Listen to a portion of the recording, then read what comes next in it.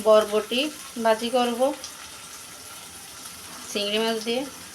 তো প্রথমে পেঁয়াজ দিয়ে দিলাম, পেঁয়াজ ভেজে নিলাম। এখন চিংড়ি মাছ দিয়ে দিলাম, চিংড়ি মাছও ভেজে নিচ্ছি। তারপরে বরবটি দিয়ে দিব।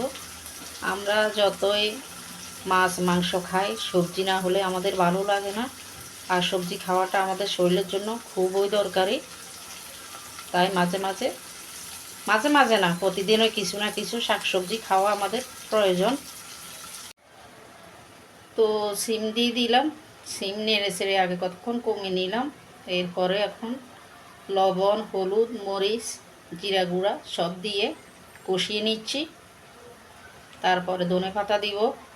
এই বরবটিটা যতই টেস্ট হোক, যতই মজা লাগে খেতে, তারপরেও একটা কেমন একটা ঘাসের মতো গন্ধ আছে বরবটিতে, কেমন একটা আলাদা একটা গন্ধ আছে। তো ধনেপাতা দিয়ে দিব, গন্ধটা চলে যাবে।